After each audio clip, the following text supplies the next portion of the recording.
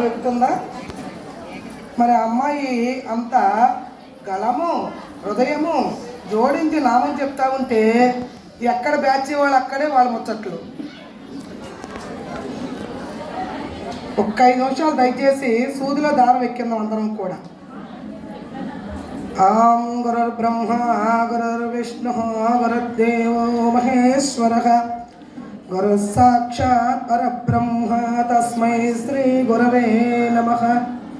కృష్ణం కమలపత్రాక్షం పుణ్యశ్రవణకీర్తనం వాసుదేవం జగద్యోనిం నౌమి నారాయణం హరిం.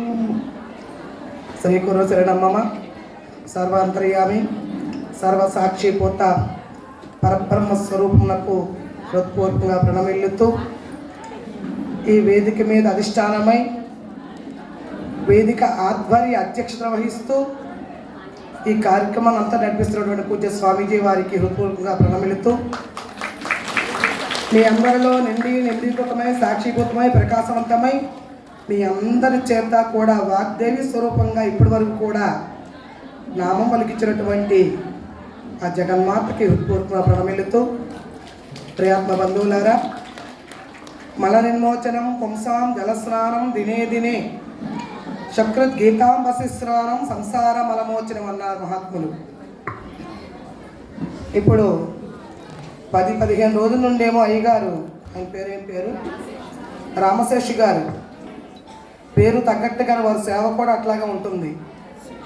ఊరూరు ఒకసారి కాదు 4 మార్లు వచ్చి, ఒక్కసారి కాదు ఫోను 10 మార్లు ఫోన్ చేసి తప్పనిసరిగా రండి అని పిలిచారు.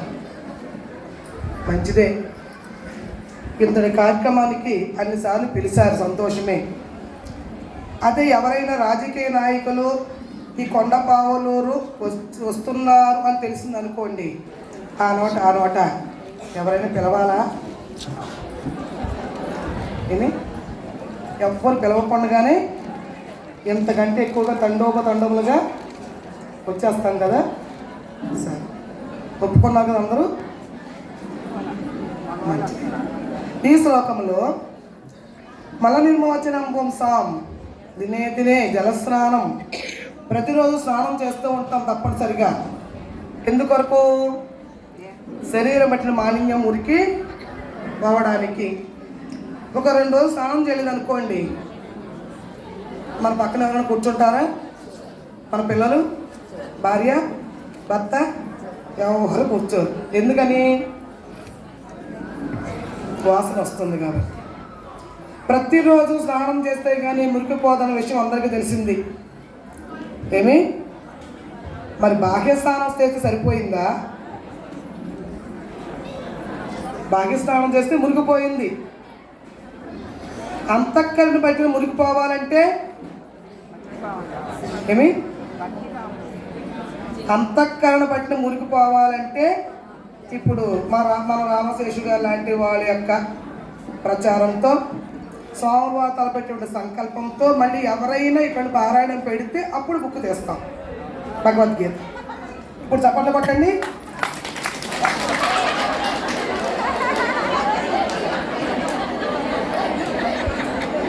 దినే ప్రతిరోజు ఎట్లా స్నానం చేస్తూ ఉన్నాము శరీరానికి మురికిపోవడానికి, నీ మనసు పట్టిన మాలిన్యము, నీ అంతఃకరణ మాలిన్యం పోవాలంటే ఎక్కడ స్నానం చేయాలా? ఎక్కడ మొలగాల?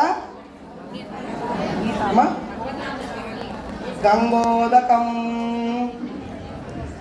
గీత అనే గంగలో స్నానం చేయాలట. ఎప్పుడెప్పుడు? దినే వర్షేనా? వర్షే కాదా? దినే చేస్తున్నారా? ప్రతినిత్యం భగవద్గీత ఒక్క అధ్యాయాన్ని పారాయణ చేసుకుంటున్నారా? ప్రతినిత్యం ఒక్క శ్లోకమైన భగవద్గీత శ్లోకం మీకు శ్రవణం చేస్తున్నారా? అర్థం చదువుతున్నారా అమ్మా? అక్కడక్కడ చెప్తున్నారు. ప్రతిరోజు ఆహారము శరీరానికి ఎంత అవసరమో ప్రతిరోజు కూడా స్మరణ. ఏ స్మరణ? భగవత్స్మరణ, జగస్మరణ కాదు. జగస్మరణతో కాలం గడిచిపోతూ ఉంది. భగవత్స్మరణ, నువ్వు భగవత్స్మరణ చేస్తూ ఉంటే అది మనసుకు మేత. ప్రతిరోజు కూడా జపము, ధ్యానము, స్మరణ, ఇటువంటి నియమంతో ఉన్నటువంటి అనుష్ఠానం ఏదైతే ఉందో అది నీ లోపలటువంటి మాలిన్యము, నీ అంతఃకరణలో మాలిన్యము, నీ మనసు పెట్టిన మాలిన్యము ప్రక్షాళన అయిపోతూ ఉంటుంది. అది లేకుండా ఉదయం ఒకసారి, మధ్యాహ్నం ఒకసారి, సాయంత్రం ఒకసారి నీళ్ళతో స్నానం చేసిన మాత్రాన పైన మురికి పోతుంది అనుకుంటున్నారా? స్నానం చేసిన తర్వాత కూడా మీ శరీరం ఇట్లా అనండి, ఏమొస్తుంది? మట్టి వస్తుందా? మరి మట్టితో తయారైందే కదా, మట్టి నాకు ఇంకేమొస్తుంది? ఇది మట్టే. ఏమి ప్రతి నిత్యము బాగా శుచి కోసం స్నానం, ప్రతి నిత్యము ఏమి ఏం చేయాలా? నామస్మరణ చెయ్యాలా. ఏ నామస్మరణ చెయ్యాలా? భగవత్ నామస్మరణ చెయ్యాలా. అక్కడ ఎవరుంటారు? ఇందాక అమ్మాయి, మీ పేరు రమ్య, మా అమ్మాయి రమ్య ఒక మాట ఉంది, చక్కటి మాట, మంచిదే. రాముడు ఎక్కడుంటే అవును కదా, అది ఒకప్పుడు మాట. ఇప్పటి మాట హనుమంతుడు ఎక్కడుంటే రాముడు అక్కడ ఉంటాడు. భక్తి ఎక్కడ ఉంటుందో భగవంతుడు అక్కడే ఉంటాడు. ఏమి అనన్య భక్తి ఎక్కడైతే ఉంటుందో భగవంతుడు వెతుక్కుంటూ వస్తాడు. అలా వైకుంఠపురంలో ఉన్నటువంటి శ్రీమన్నారాయణుడు భాగవతములో గజేంద్రుడు ఆతుతో పిలిస్తే వచ్చాడా లేదా? ఏమి మనం ఎన్నిసార్లు పిలవట్లే? రోజుకి కాదు, రోజు ఎన్ని మార్లు పిలవట్లే? వస్తున్నాడా? మరి రాని కారణం చేతే కదా ఇన్ని మతాలు, ఇన్ని శాఖలు, ఇన్ని వర్గాలు. భగవంతుడు వచ్చి అనుగ్రహిస్తే, మన కష్టాలను మరి గట్టెక్కిస్తే మనం మారతామా అండి? మారతామా? ఏమి అలా మారకుండా ఉండడం కోసమే ఎక్కడ విదేశాలలో కూడా చర్చిలను కూడా దేవాలయాలుగా మార్చే ఘనత వారికి ఒక్కరికే దక్కింది. ఆ విషయం మీకు తెలుసా? పాశ్చాత్య దేశాల్లో కూడా ఏమి భగవన్నామస్మరణి భేరీ శంఖారావు మోగించినట్టుగా మోగించి ఒక్క మౌనంగా ఒక సంగీతంతో ఎన్నో రోగాలను పోగొట్టి, రోగానికి మందు లేదు అనే మాట నుంచి మీరు మౌనంగా ఉంటూ కూడా ఈ ధ్యానంలో ఉంటూ కూడా రోగాలను తగ్గించుకోవచ్చు. అది మనసు బట్టి రోగము, మనసు బట్టి రోగం పోతే శరీరానికి రోగమే ఉండదని చెప్పి చాటి చెప్పినటువంటి గురువర్యులు పూజ్య స్వామిజీ వారు. అందుకని భగవంతుడు భక్తి ఎక్కడుంటే అక్కడే ఉంటాడు. కానీ ఈనాటి కాలంలో బాహ్యభక్తి బెండుగా పెరిగిపోయింది, భావభక్తి అక్కడక్కడ ఇటువంటి పుణ్యస్థలాల్లో మాత్రమే కనిపిస్తూ ఉంది. మన బాహ్యాన్ని తగ్గించుకోవాలా, భావాన్ని పెంచుకోవాలా. పెంచుకోవాలంటే ఏం చేయాలా? వర్ష గీతాగానం, దినే గీతాగానంగా, దినే గీతా పారం. పారం అంటే ఏమిటి? పారాయణ గానము. పారాయణటువంటి సారాంశాన్ని తీసుకుని సారంలో ఉన్నటువంటి మాధుర్యాన్ని ఆస్వాదించడం ఏదైతే ఉందో అది పానము. అర్థమవుతుందమ్మా? గానం చేయండి, గానంతో పాటుగా ఇంత పానం చేయండి. గానం చేస్తే పుణ్యం, పానం చేస్తే మోక్షం. పుణ్యం కావాలా, మోక్షం కావాలా? మోక్షమే కావాలా? మన మోక్షం కోసం ప్రయత్నం చేయొద్దు. ఏమి సత్సంగత్వే నిస్సంగత్వం, నిస్సంగత్వే నిర్మోహకత్వం, నిర్మోహకత్వే నిశ్చలతత్వే జీవన్ముక్తి. మీకు మోక్షం కావాలంటే, పురుషార్థం కావాలంటే, ముక్తి కావాలంటే ఏం చేయాలా? పానం చెయ్యాలా, సారాంశం తీసుకోవాలా, మాధుర్యాన్ని అనుభవం తెచ్చుకోవాలా, దాని అనుసరించి జీవితాన్ని నడుచుకోవాలా. ఈ విధంగా చేసినట్లయితే భగవద్గీత చిన్మయ గీత, మృణమయ గీత కాదు అని చెప్పి మరి అనేక ప్రాంతాల్లో స్వామీజీ వారు భగవద్గీతని వేలాది మందిని కూర్చుండబెట్టి గానం చేపిస్తూ, లక్షలాది మందిని కూర్చుండబెట్టి సామూహికమైనటువంటి ఇప్పుడు వరకు పాడేటువంటి హనుమాన్ చాలీసా పారాయణాల్ని ఇక్కడ తెనాలిలో 1,00,000 మందితో చేపించారు. ఏమి అనుకున్న 1,00,000 మంది అనుకుంటే 3,00,000 మంది వచ్చారు. మన సంకల్పం అటువంటిది. సంకల్పం దృఢంగా బలంగా ఉంటే అనుకున్న దానికంటే ఇంకా భారీ ఎత్తున జరుగుతుంది అన్నమాట. అట్లాగా వారి యొక్క దీక్ష, వారి యొక్క హిందూ ధర్మ ప్రచారంలో మనందరం కూడా ఒక పుష్పంగా తలొక పుష్పంగా మనందరం కూడా ఇక్కడికి వచ్చి స్వామివారి యొక్క కంఠములో పాదముల యొక్క పుష్పమాలగా అలంకరింపబడ్డామంటే ఈ గ్రామ చేసినటువంటి పుణ్యము.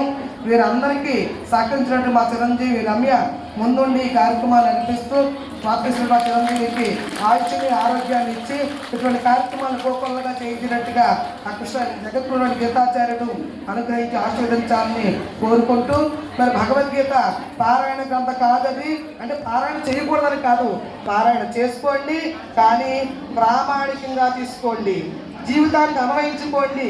ఇది భగవద్గీత జీవన గీత, చిన్మయ గీత, రుణమయ గీత కాదు. అంటే న్యూస్ పేపర్ లాగా వారపత్రికలు చదివి పక్కన పడేసేది కాదు. ఎప్పుడైనా ఫంక్షన్లకి, పెళ్ళిళ్ళకి, పెళ్లి రోజులకి, పుట్టినరోజులకి, కోళ్ళు వస్తే గృహప్రవేశాలకి, ఫంక్షన్లకి పారాయణ చేసే గ్రంథం కాదు.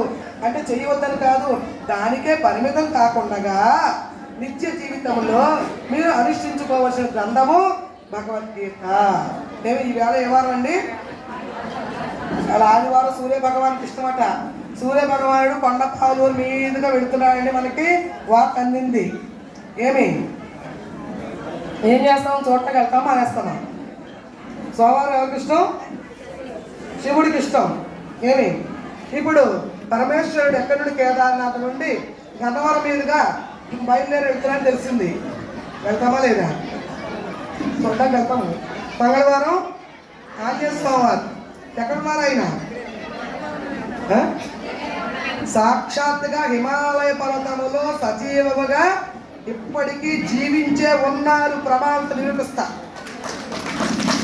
ఇప్పటికీ సజీవంగా. మళ్ళీ ఎప్పటి వరకు? నా ప్రభు వచ్చేంత వరకు కూడా ఇక్కడే ఉంటా అన్నాడు ఆయన. ఆ స్వామివారు ఆ యొక్క హిమాలయ పర్వతాల నుండి విజయవాడ మీదుగా అమ్మవారిని దర్శించుకుని అట్లా వెళుతున్నారని మనకు వార్త వచ్చింది. ఏం చేస్తాం?